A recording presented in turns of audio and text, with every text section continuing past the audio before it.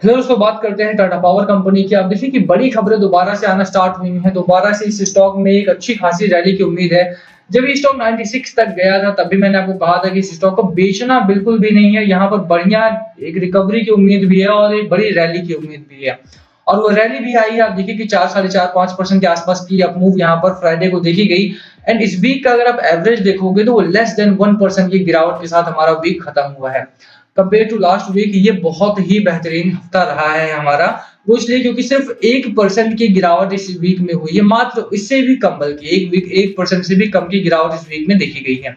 तो compare to last week बहुत बेहतरीन वीक रहा है हमारा और यहाँ से रिकवरी की अच्छी खासी रिकवरी की उम्मीद आप यहाँ से कर सकते हो। 100 का जो मार्क था वो भी कंप्लीट कर लिया है हमारे टाटा पावर कंपनी स्टॉक ने दोबारा से। एक बड़ा टारगेट आया, उस टारगेट की बात करेंगे क्या खरीदारी करना एक अच्छा डिसीजन हो सकता है या नहीं।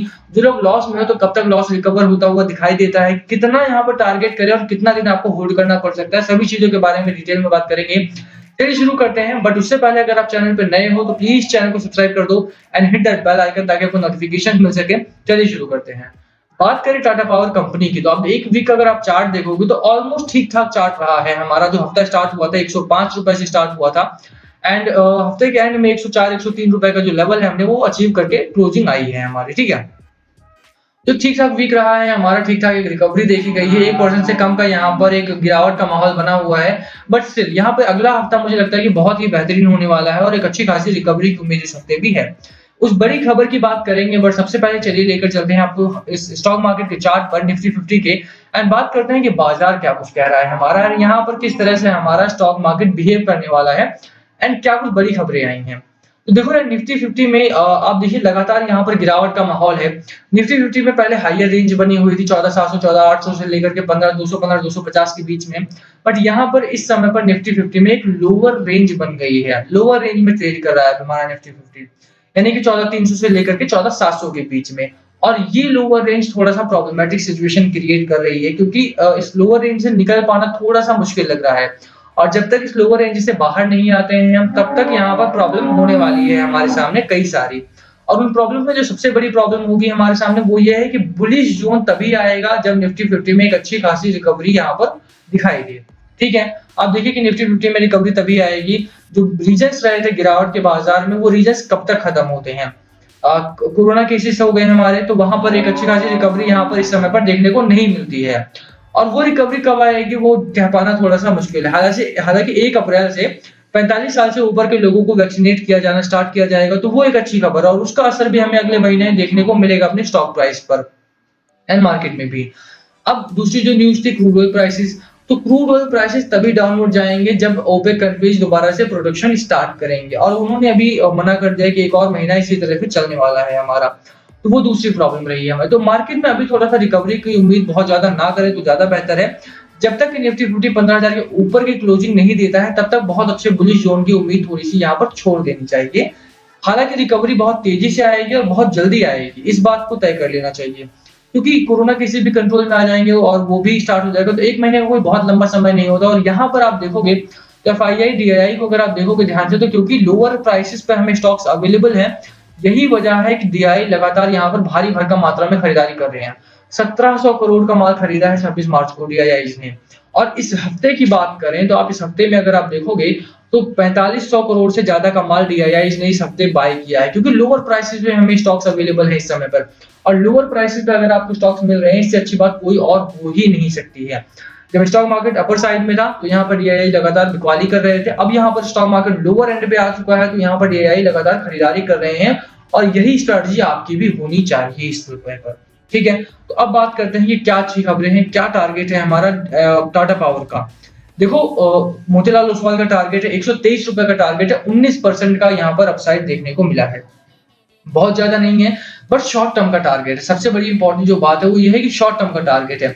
ये टारगेट है आपका 1.5 से 2 महीने का बस। ठीक है, तो 1.5 से 2 महीने में 20% का जो रिटर्न है वो बहुत अच्छा होता है। अगर आप देखोगे कि वॉरेन बफेट साहब किस तरह से पैसा बनाया उन्होंने, तो उनका सालाना जो रिटर्न होता था वो 22% होता था और यहाँ पर आपको 1.5 से 2 महीने में ही 20% के आसपास का रिटर्न यहाँ पर टाटा पावर में आपको मिलने वाला है। तो इससे अच्छी बात और कोई हो ही नहीं सकती है। तो यही सारी चीजें हैं। आप देखिए कि यहाँ पर टाटा पावर में अच्छी खबरें भी आना स्टार्ट हो चुकी हैं। यहाँ पर टाटा पावर में एक अच्छी रिकवरी आएगी। अब बात करते हैं कि यहाँ पर डिलीवरी परसेंटेज वगैरह की कितनी जल्दी यहाँ पर रिकवरी आने के चांसेस हैं। इस लेवल पर 16% की वीकली डिलीवरी है हमारे सामने। डेली डिलीवरी की अगर हम बात करें तो यहाँ पर अगर आप 26 मार्च को देखोगे तो 17% यानी 14 मिलियन शेयर्स यहाँ पर बाय किए गए थे फॉर लॉन्ग टर्म पर्पस, ठीक है।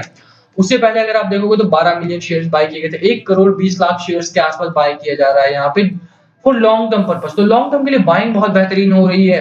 लोग खरीद कर रख रहे हैं स्टॉक को। डीआईआई की स्ट्रेटजी काम आ रही है यहाँ पर। तो डीआईआई की तरह ही परफॉर्म करना है आपको और बाइंग करनी है। बाय करते हो तो बढ़िया प्रॉफिट आपका इस स्टॉक में बनेगा, ठीक है।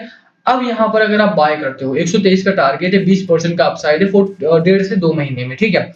क्या क्या चीजें हैं जो आपको वॉच करना है? तो सबसे एक इंपॉर्टेंट जो हमारा चीज है, जो एक फैक्टर है, वो है हमारा मार्केट।